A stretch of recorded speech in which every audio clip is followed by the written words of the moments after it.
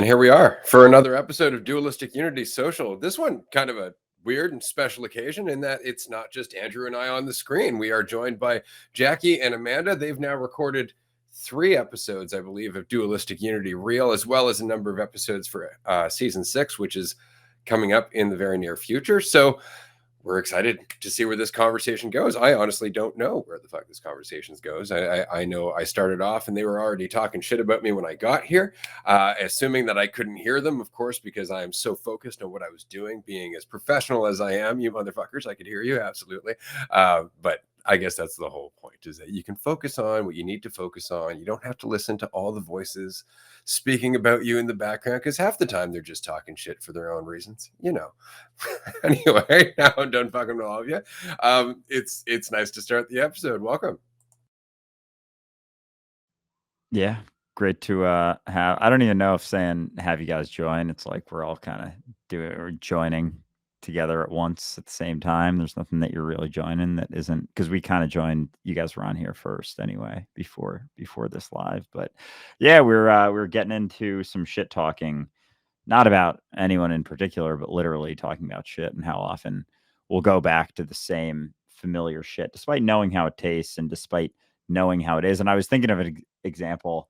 It's funny now that I'm saying shit. Yeah, people probably know not actual shit. Although it did seem like Jackie may have tasted a little bit at one point in her life. And she has shit muncher on there, so I think it was like that double entendre or reverse psychology. But anyway, enough of that. How I've gotten, and I even am hesitant to say better, but like sometimes when I would eat food, I would eat a bunch, and like I've always had a pretty big appetite, but I would eat beyond the point of fullness, and I guess it is always that gap of, you feel full 30 minutes after or whatever, but I would go back to it like over and over and over, and it was like the immediacy of the gratification of the food, like the number of times I would go back to eating a bunch. And it's not like I never got to the extreme of like an eating disorder or anything necessarily, but I would continue to like eat enough to have a stomach ache, and then it would pass on, and then I would do it not immediately the next day, but like again at some point, maybe a week later or something. And so it's interesting how, we'll pass off something we know, like, oh, I know I'm going to get a stomach ache from this, and I'll still do the thing because it's almost like I don't want to look at that, or I'm so focused on the feeling good right now. And it's like along the lines of delayed gratification in a sense, but it's kind of like it wasn't a forced thing, like, oh, I should stop eating because of delayed gratification. It's just like having sensitivity to the situation, being like, okay, how do I actually feel right now, as opposed to what do I want to consume right now. And so instead of delayed gratification, it's like more so sensitivity, I think, that's shifted a little bit more for me, because previously in my life it was all the focus on like control, discipline, delayed gratification, things like that, as opposed to the sensitivity. So anyway, as we were talking about eating the same shit, going back to the same shit pile over and over, that example started to come to mind. Hey. So apparently I was caught talking shit on Ray. Sorry, Ray. Oh, he's gone. Oh, he's back. Yeah, excited to be here. We were really getting into it in our live about like thought and control. And that is the familiar shit. Like thought in itself is escapism. And it is like we're just lost in our imagination. Amanda put it really beautifully by just saying, like, you don't have to say that you're like hoping for something or you're worried about something. All of that is just imagination. And at the end of the day, whether it's like a daydream or like a nightmare, it's equally taking away from your attention in the present moment. And that could be the same, like we distract ourselves in so many ways. Like I'd say thought is inherently escapism. It's trying to gain some sorts of, oh my God, some sense of control over just what's happening. But on one hand, it can be used as a tool, but in the moment itself, thought isn't required. Like, you just respond how you're responding. And I think we just create our own suffering over and over just by falling into things that are habitual. And like, we know that old story. And for some reason, we can just continuously bash our head up against that wall because it's the same wall that we've always bashed our head up against. And like, we're kind of like, the pain is familiar. The pain gives us a sense of who we are. And the pain of like choosing a different pathway. It's not even pain. It's just discomfort, like a growing pain of choosing some less familiar shit to try. Anywho, yeah, like, we create all of the suffering for ourselves, and at the same time, it's all just part of this unfolding, this dance that's happening that we're a part of, that we can't even say with certainty we're in control of.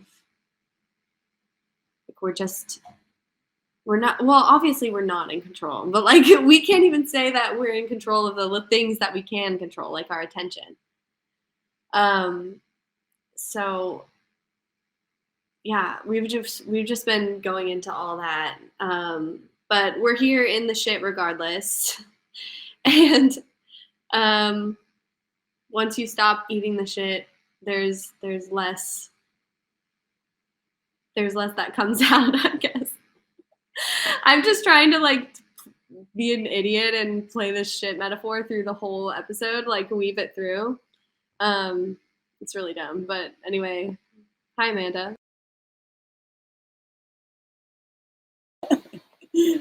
I love it.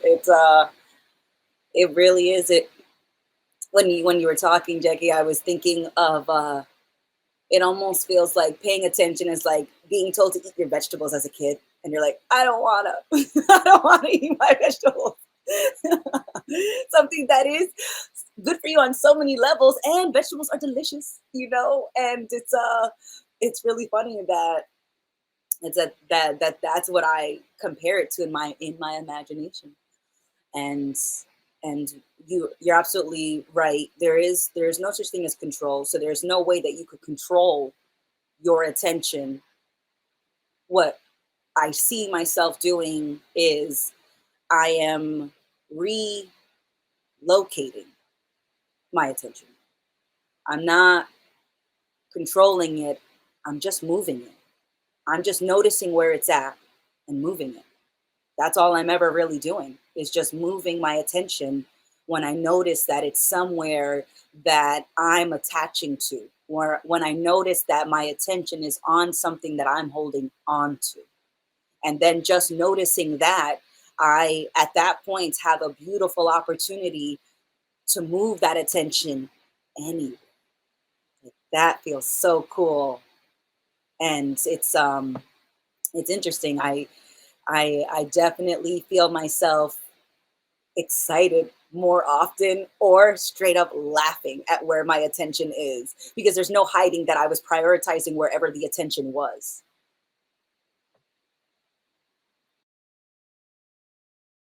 Yeah, well said. Yeah, it's there's almost like a shift in the perspective of attention. And it's kind of like we were talking about the other day with avoidance versus options. Like, you have the option to put your attention on anything. There's no right or wrong thing to put it on. You can put it on thoughts if you want. That doesn't really do anything. And sometimes you just have to do it enough to realize, like, oh, that doesn't do anything.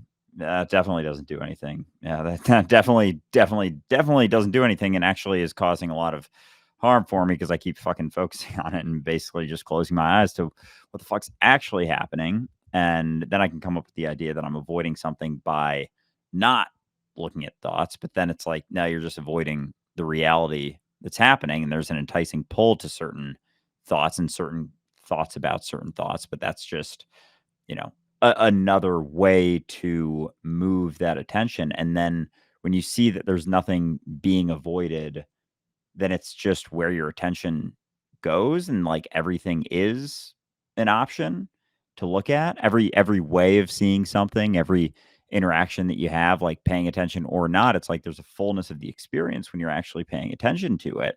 But it's not to say that's necessarily a the right thing to do, and not paying attention is the wrong thing to do. It comes down to you.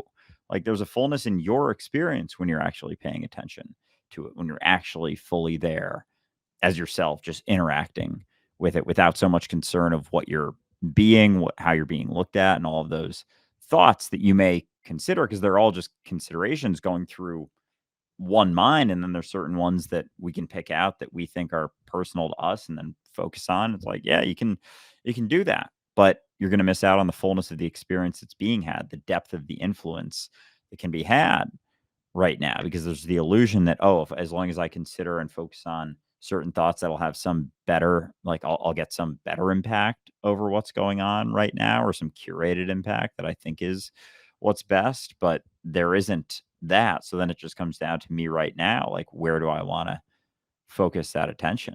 Like, where do I want it to be? They're all options. It's not that I'm avoiding anything by looking at it or not looking at it, or thinking there's a right or a wrong. It's just, yeah, they're all on the table. You can focus on what's actually happening, or you can focus on your opinion, your thoughts about what's happening. And you can absolutely do that. But there's going to be a shift in the experience the less you're actually paying attention to it.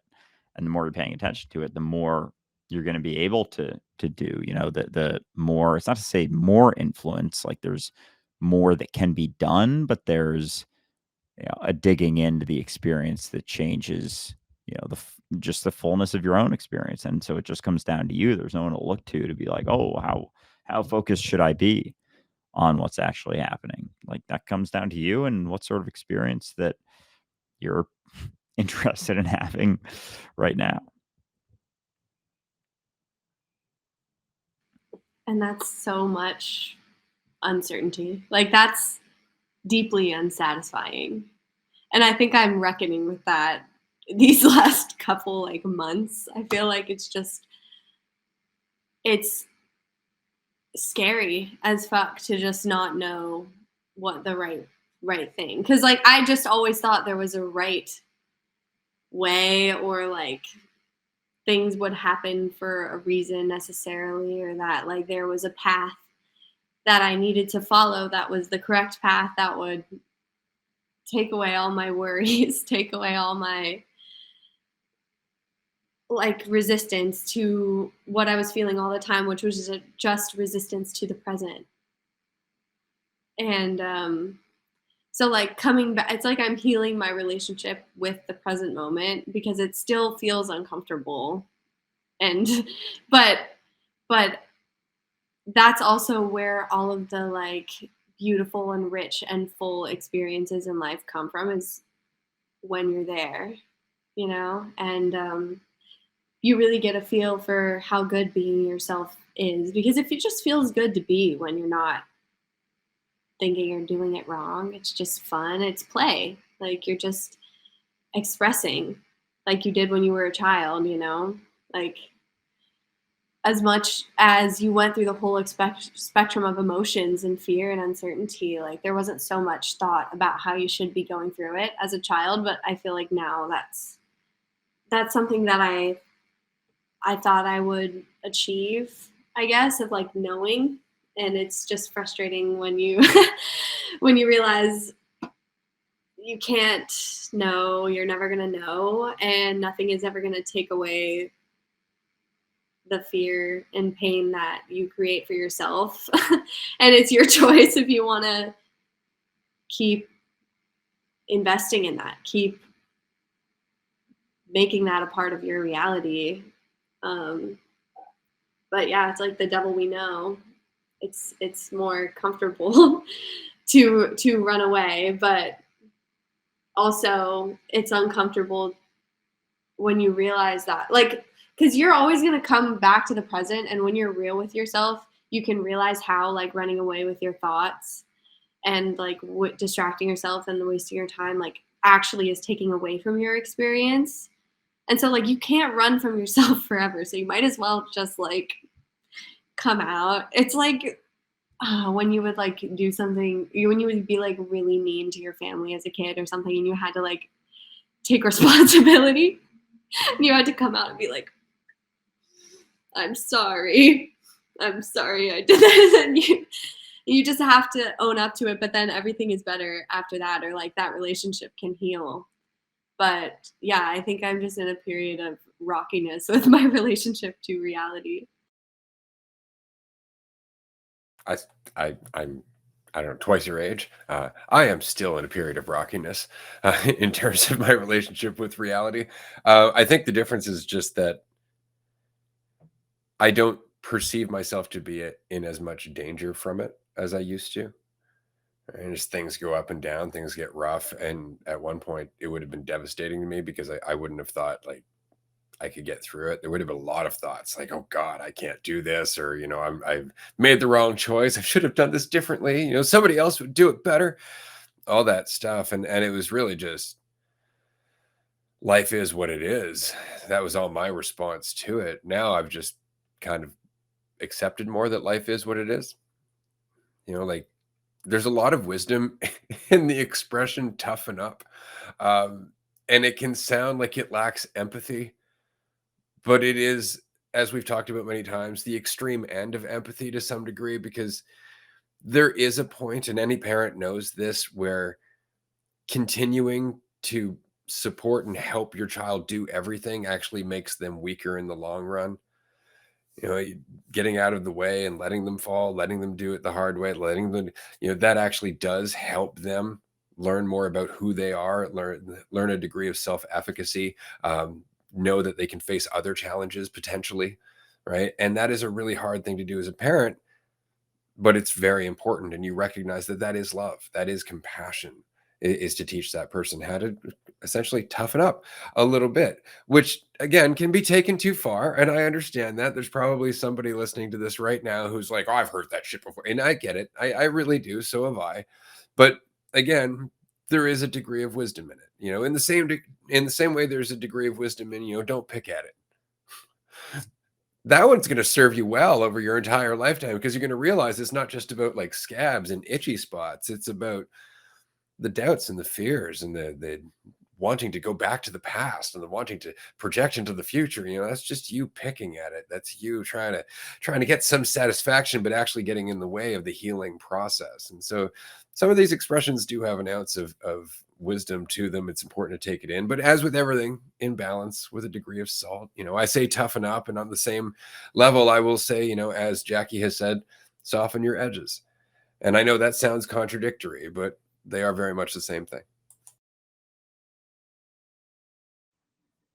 Yeah, absolutely. Yeah, I think that realization that, you know, it can be uncomfortable for someone to allow someone to go through that, like from a parent perspective. And you got to be willing to be uncomfortable in yourself as a parent, to let, if the aversion is to that being the case, it comes back to you. And it's like, how selfish of an aversion to seeing that happen do you have? Like, how much do you think it's being reflected upon you? How honest are you being with yourself in regards to that? And how much is it that the unwillingness to realize how much it could be holding someone back to continue to, support or do something to, you know, like ease their experience in a sense. And because that then is creating a fictional reality to a sense, like it makes it actually, you're going to make it harder to relate for the person to relate to the rest of reality if there's a curated environment in which they're experiencing things. And I've had experiences in my own life, certainly, where this discussion's come up, and there has to be, a willingness to be honest about it. And it's like, all right, where is this desire coming from? Like, where is this coming from? And we have to have an honest conversation, but it comes from both sides, and it's like, it's not always comfortable on either side to be willing to admit, or sometimes if it's there, it has to be, pushed back against. It's got to be like, no, listen, we can get into the depth of this, but the reality is that, there's a lack of faith if there's too much of an unwillingness to have that side of like the, toughen up. You got this. You got this on your own.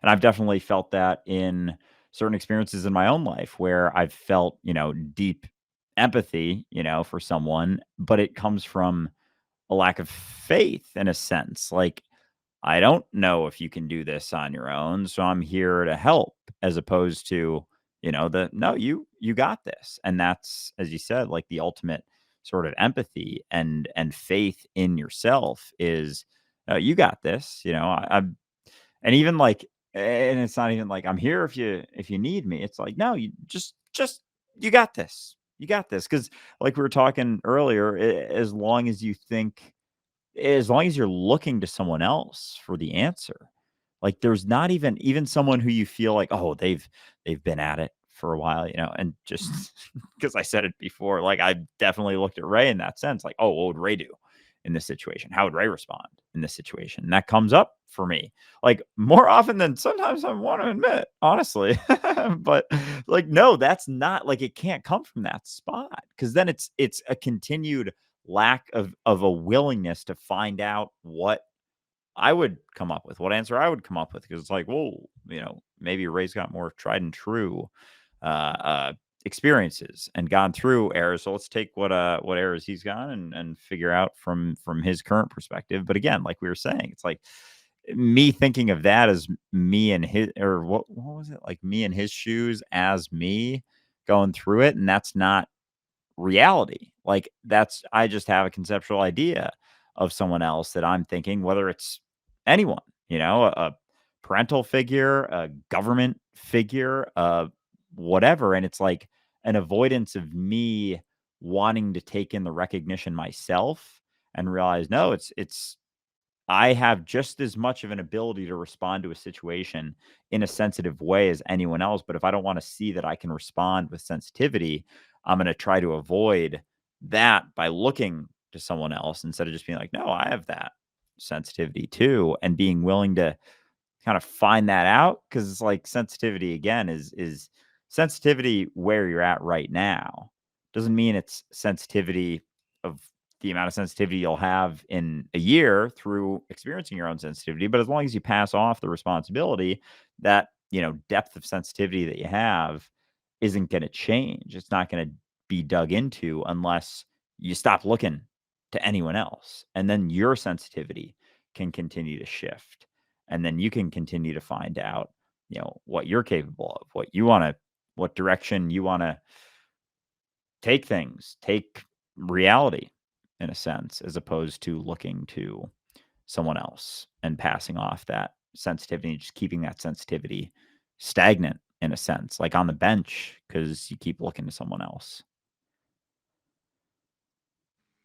Yeah, we just get used to like operating within a structure, and like I think we're given ways to be as children, or just like I feel like everybody around us is following these rules, and I think we absorb, like, because you mentioned like how our parents have to sort of at a certain point, like they literally support your every move until you slowly start picking up the responsibilities. But as long as your parents are holding on to those responsibilities and not letting you grow into uncertainty, they're robbing you of experience. And it comes from a place of like fear. I mean, the parents are just enacting the way they were taught to be, and like, you know, you can make do with doing things that everybody else is doing, but I think we all know that we're denying ourselves in a certain way. Like, you can't run from yourself forever. And if there's something that you need to do or that you need to change or that isn't serving you anymore, the shit that you continue eating and you know that you're doing it, you're causing pain to yourself by like not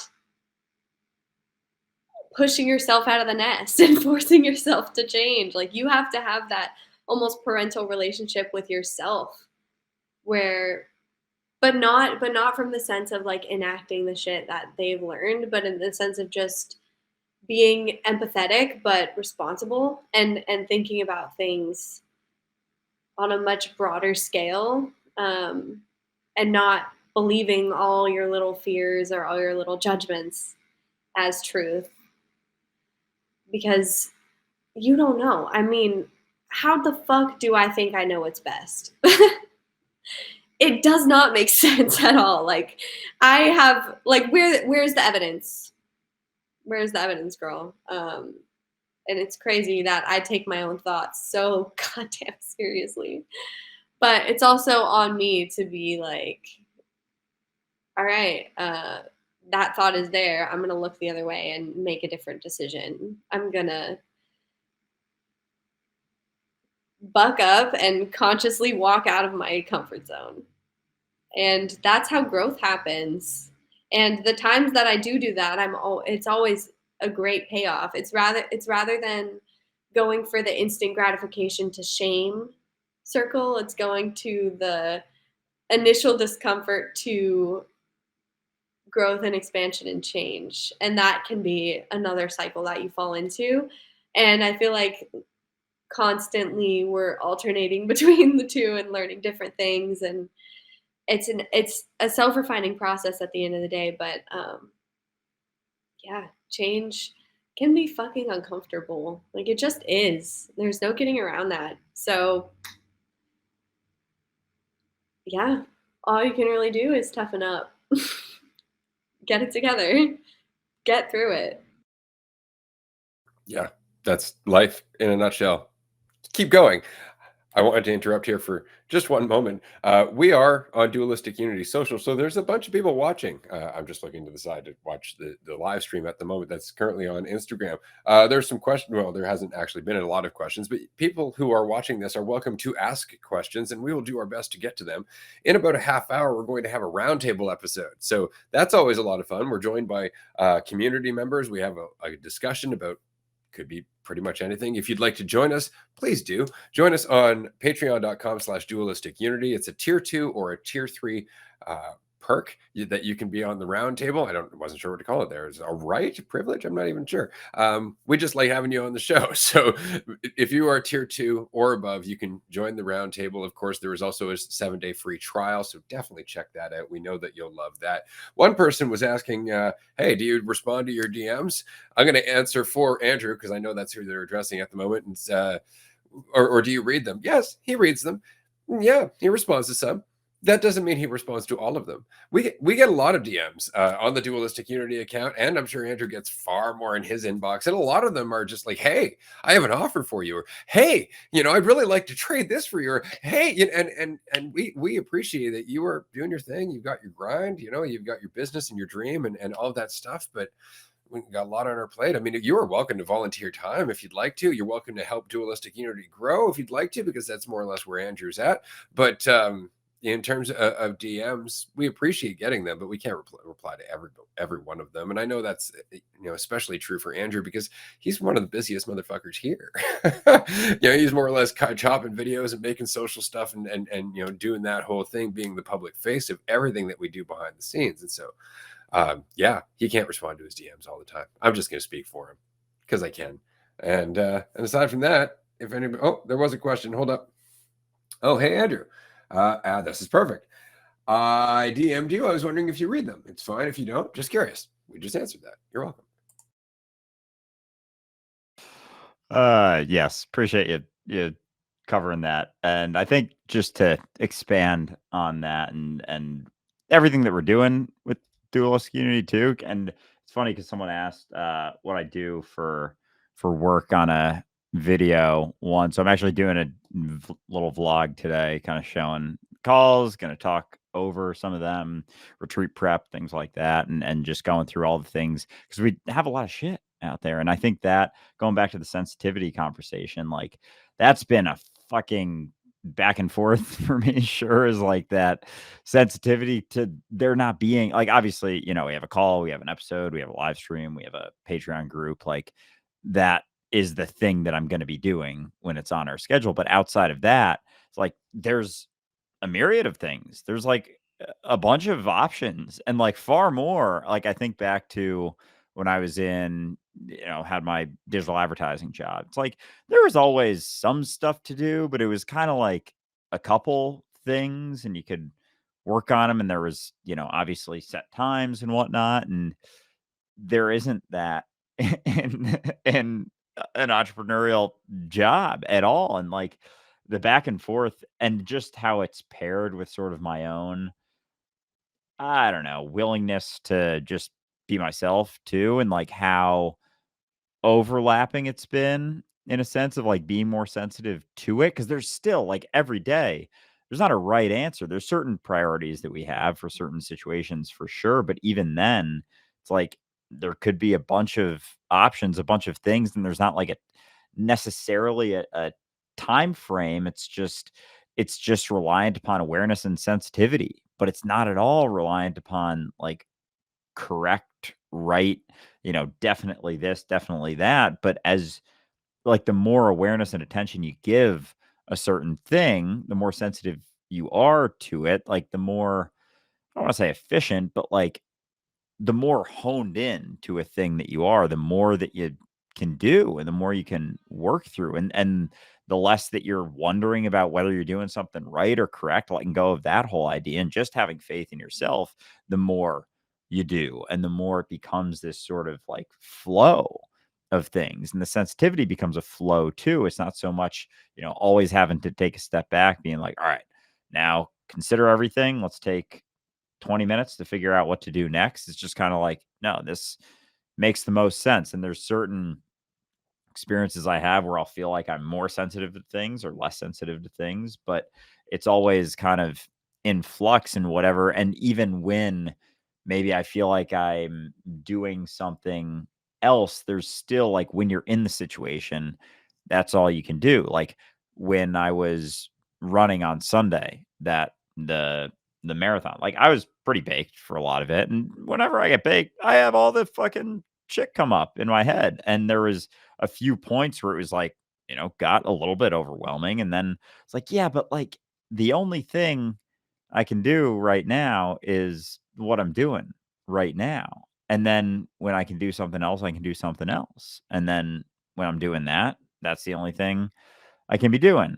And so it's interesting just the balance of experiencing that sensitivity without necessarily a correct way, but and it's not to say there's a correct way, but there is a sensitivity that's continued to be found based on, your willingness to, yeah, take responsibility for your situation. And then that experience of freedom and the sensitivity and the awareness kind of all start to go hand in hand in a sense. Cause you don't have one without the other at all. And it's like the continued, recognizing, oh, you're interacting with yourself, you're looking into your own mind. Like, is that actually being practiced? Like, is that actually being expressed in a sense, that recognition? Or is it just some superficial fucking thing that you like to talk about because you feel like you're good at talking about that?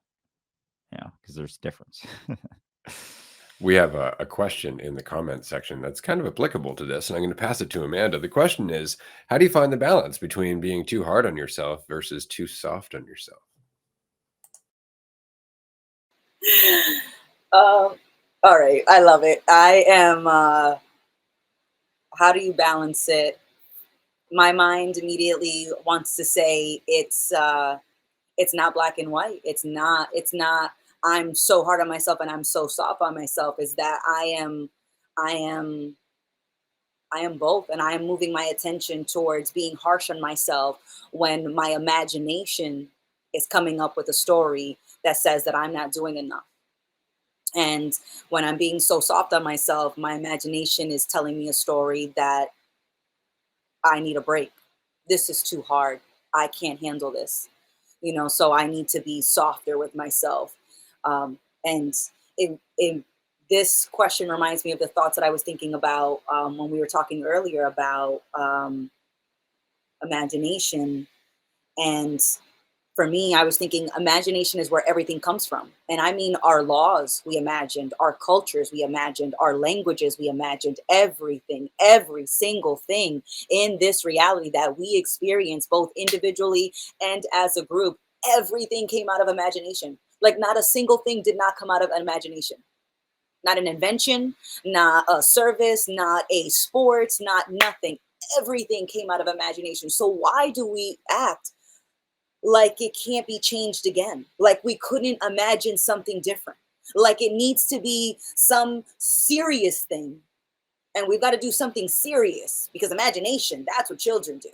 Imagination, that's, we can't imagine. Imagination isn't the solution to our global problems. And it's like, well, we certainly imagined the products that are adding to global warming. We certainly, we live in imagination land. Like this is pure imagination. So when I think about like being super hard on myself or being gentle and toughening up or softening my edges, it's just a spectrum. And sometimes I imagine I'm being too soft on myself when I'm judging the ways that I'm interacting with myself, the ways that I am gentle with myself. And I love the point that you made, Jackie, earlier about like being your own parent, because to some degree, you always are. And you're either the parent that is spoiling your kid, not noticing the trends and not noticing the patterns that they're falling into, or you're the parent that's a drill instructor that is more drill sergeant, more principal, more warden than an actual parent. But you're always being a parent, and you're always just imagining what you can and can't do. And so, Andrew, when you were talking earlier about, you think about like what Ray would do, and it's like, why is it easier for you to imagine someone else doing it better? That's all you're doing, in my opinion, is you're just imagining that Ray does it easier, that Ray does it better. Why are you imagining that? Ray is like, that's right, but it's like, and I love that playfulness, but that's truly all that you're doing, is that you're imagining that you can't do that you wouldn't do it in that way. But that's what I mean. Like everything that we experience, it's all coming from imagination. So I love that, because I think the way that we kind of say that imagination is okay is when imagination is in a dream context. I can dream of something grand. I can dream, and that's okay to say as an adult. But if I were to walk into my corporate office today and to tell everybody, I would love to tell you about what I've been imagining lately, they would look at me like I'm crazy. But if I were to say, hey, can I tell you about a dream I had last night? Nobody would question me, right? But it's basically saying the same thing. I'm telling you something that was in my imagination that only I got to experience. And yet in one context, it's well received, and in another, it's not. And we fail to see how everything has stemmed from imagination. There is not a single thing that we experience that did not come from did not come from our imagination. And so when you asked the question earlier, Andrew, about, could we be more efficient, and it's like, if we're paying attention, and the answer my mind came up with was attention is sensitivity. Because when I'm paying attention, I feel way more sensitive. So for me, it feels like attention is sensitivity. Like for me, my mind cannot separate them as two separate things right now, because when you pay attention, you're sensitive to that moment. So for me, it feels like attention is sensitivity. I don't know. It just, my mind was going on a rant, and this is where we're at. No, I would say that's exactly correct. I mean, that's exactly what we learned in Kung Fu. And it goes back to a point you were making earlier. In fact, it goes back to the name that you've chosen for today, attention mover. When we're practicing Kung Fu, what we're really doing is we move our body around, is shifting our focus from one part of our body to another. And as our attention drifts around our body moves accordingly. Right. But we are moving our attention, and that is what's moving our body, moving our stance, moving where we're putting our weight, moving where we're putting our focus, all of that. We have a few minutes left. I wanted to mention that we are going to be continuing in 18 minutes with a roundtable episode. You can join us, twitch.tv/dualistic unity. I know Andrew will likely be live streaming from his Instagram account. The problem with that, of course, is that he's going to be chatting with us, so he's not necessarily going to be responding to you. If you would like to be a part of this conversation, you can join us on YouTube Live, or you can join us on Twitch. We do this every 2 weeks. We are going away next week to the Netherlands for our 9th retreat. We're going there for our 9-day retreat, is what I'm saying. So we won't be here next week for a call-in show. So if you can join us today, 6 p.m. Eastern time, definitely do so. It's going to be a lot of fun. I'm going to pass this over. Actually, hold up. We had a question. Oh, yeah, it's a good one. And since it's only 3 minutes left or so, I'm going to pass it over to Jackie. Jackie, what are your thoughts on veganism? Oh, I think we were talking about this earlier a little bit, because I used to be vegan from my senior year in high school until I was vegan. Well, I'll just say I was vegan for 3 years, and then I became vegetarian after that, and now I eat meat again. So it's been a journey. I just want to get that out of the way so people know I've been through this, and I'm just speaking from my own experience. But I remember when I went vegan, it came from a spot of empathy. It came from me, I've always really been empathetic towards animals and stuff. So, seeing animals hurt in any way would always make me really emotional. And so my sister was vegan before me. She went vegan, and then I got curious about it. I was like, oh, what's that all about? I watched this documentary called Earthlings, and it showed the inside of the slaughterhouses, how they were keeping the chickens, how they were slaughtering everything. It talked about the environmental impact of factory farming and all of that. And I was like, all right, I'm done. After that, I was vegan for 3 whole years. And, I think there's nothing wrong with eating a vegan diet if you really feel that strongly about it, and if you want to make a difference, or you don't want to support the consumption of animal products, that's fine. That's your prerogative. But I think the issue comes when you start to identify as a vegan, or start to get on your high horse about it and start to vilify everyone else, because I did this for a while. I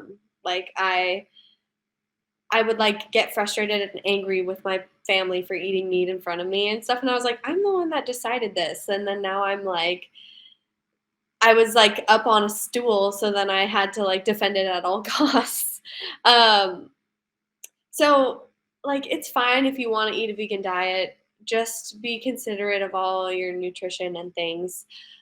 For me, I think my veganism would also fall into some sort of restrictive eating. I was very into fitness at the time, and counting my calories and macronutrients and all that. And I think controlling my food to the extent that I did sort of led into that, because it's oh, how much more of this can I control to make my life better? So for me, it fed into that mentality of control, and it was making me obsess or think about things that really weren't actually important. I was putting all my time and energy into that, rather than, I don't know, it was investing in systems of control rather than being sensitive and receptive to what my body actually wanted to eat. And like I was craving meat and eggs and things, and that's why I started eating them again. But also my perspective towards eating animals in general has changed because I've kind of accepted that, you know, all of life is an exchange of energy, and we're part of that as well. Like we have such an aversion to death and killing, and especially things that like are remind us of our own humanity, or like we feel closer to a cow than we do to like a plant, you know, so we empathize more with them. But like I just see sort of everything that you're eating as equally, like you're still consuming you at the end of the day. Things are all, I believe that, you know, all of this shit is a manifestation of our own consciousness. So if you're eating anything, you're eating yourself. That's just my own That's take. well put. No, it's perfect. And it's a perfect segue because we're going to have to wrap up here and go to a roundtable. If anybody would like to challenge that point, and I know some people here in the comment section have been definitely answering, join us in 15 minutes on twitch.tv/dualistic unity. I'll pass it over to Andrew. This has been fun. The chat covered my mic, my mute button. But yeah, it's been a blast. And yeah, we got 14 minutes and we'll be on the roundtable. So if you want to join us, definitely hop in there. And the Patreon links on my page, then you get to all the links, tier 2, tier 3. See you there. Talk to everyone soon.